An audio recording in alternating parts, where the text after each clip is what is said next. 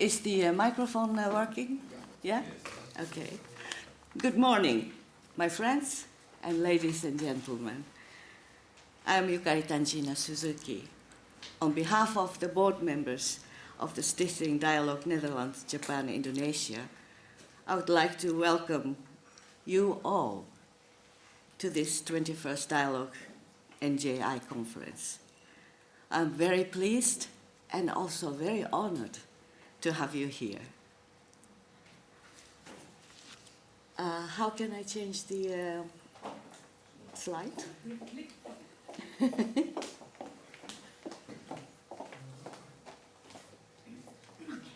you. And I have to. I got it. Reconciliation, in what way? This is the theme we have today, and I would like to try to explain what our intention with this theme is. After the war ended, the struggle, anger, or despair of people did not disappear, although it seemed like that because most of them didn't talk about it. This happened here in the Netherlands, but also in Japan and in Indonesia. Those who perpetrated the horrible killing actions on those of their victims, or those who had to survive the Japanese camp or Siberian camps. They hid their memories and kept their mouths shut. Memories are gradually fading, but it never disappeared. I still remember a good friend of mine who was interned in a Japanese camp. He seemed to have overcome the problems, but he told me once that 70 years after the war, after undergoing an operation under anesthesia, he had terrible nightmares of the war. Since then, he was always afraid to have a surgery again. So it can be always under your conscience.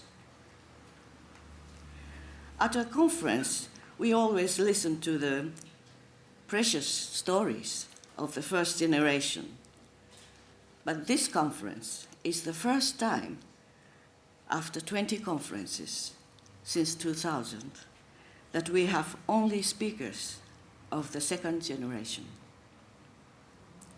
Some of you might find it strange to talk about reconciliation and the second generation, who has not actually experienced any wars. But as I said earlier, the memories of their parents or grandparents were always there since they were born. No matter whether they spoke about this or not.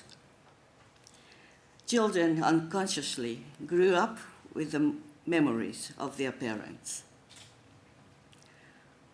All board members, including myself, are from the second generation. We wanted to rephrase what it is to seek reconciliation to the second and the following generations. With these thoughts, we chose the theme, reconciliation. In what way? And selected the honorable speakers today. Even though there is still a demonstration in front of the Japanese embassy every month, in the Netherlands, the issue of the Indonesian independence war are far more topical at this moment than those of World War II. So now we are confronted with problems from after two wars, not only after World War II, but also after the Indonesian independence war. We have always taken some distance from political affairs and looked for grassroots reconciliation among citizens.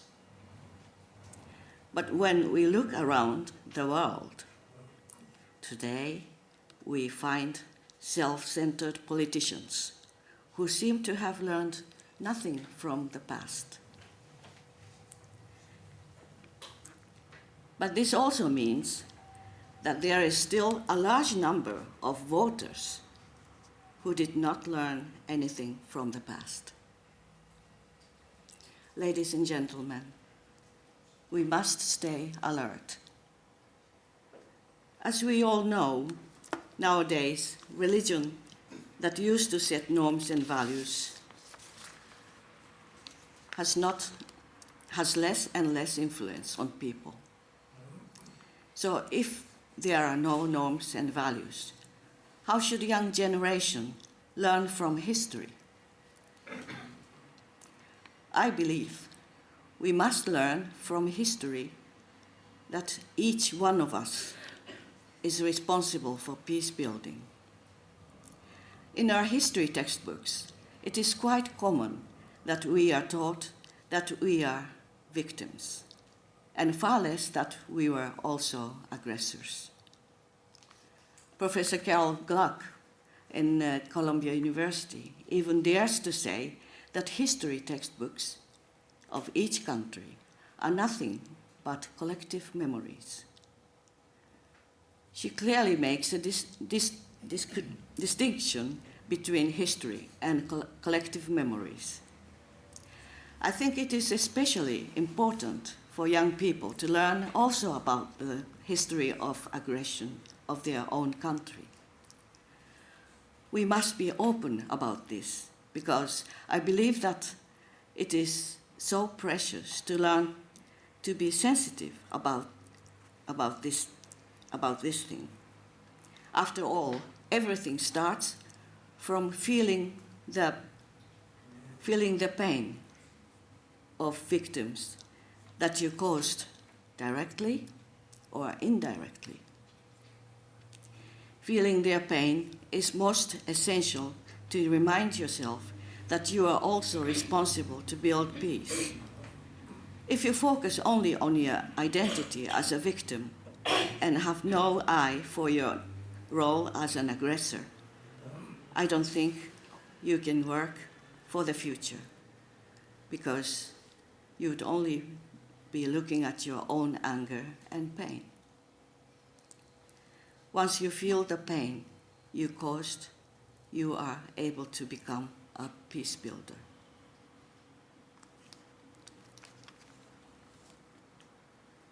This was the history books. I forgot to further. About a week ago, the National Museum Sophiahof was officially opened. The theme of their first exhibition is Fight for Freedom. I was very impressed by this theme and the first panel which explained the exhibition. Maybe most of the Dutch visitors would not have noticed, but this is very unique. If it would have been an ordinary exhibition like in the past, the theme would have been Fight for Our Freedom. Such a theme would have been quite normal here. I quote the panel. Fight the freedom. Many faces of resistance. Invasion, resistance, freedom have different meanings according to each person. What freedom means to you is determined by your situation and your ideal. I'm actually very astonished to read this, because there I suddenly see the acceptance of existence of different perspectives on invasion, resistance, and freedom. Don't you also think these words are very worth considering more deeply? Ladies and gentlemen, now I would like to introduce one of the activities the Stichting Dialoog Nederland-Japan-Indonesië carried out last year. Some of you might still remember that 5 years ago we collected money for building a monument for POW camp, Fukuoka No. 2. Henk Klein, who is survivor of this camp, is with us today.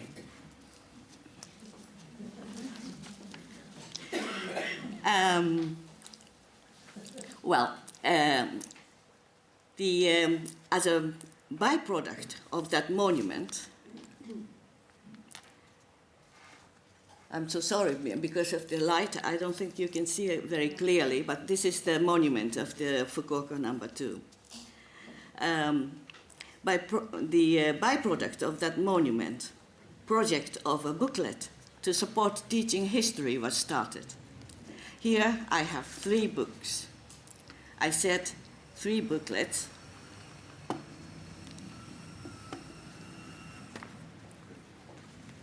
These 3 books. I said 3 books, but they are all identical. The contents are all identical. It's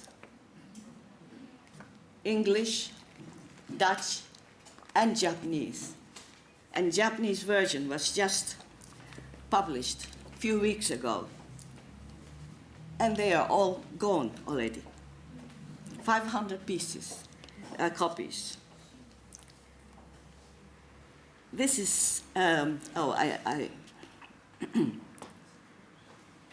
lost my line, sorry. This booklet is very unique because we try to let them use both countries to learn the war in classrooms for the middle schools. It's a very sensitive part because, as I said, we all have the own collective memories. And then you have to have something different. So that's what we tried. And it's not only for the part inside of the camp, but also outside of the camp. This monument is standing on the junior high school in Nagasaki, and the children, pupils of the school, they went to the elderly people to interview. And all these interviews are also put in this textbook.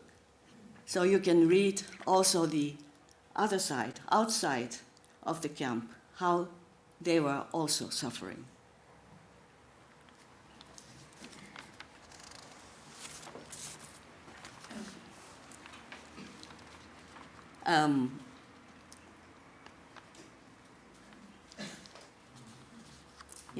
If we can only send a message that you, the other side, are wrong, we end up with conflicts because we have nothing to share with each other.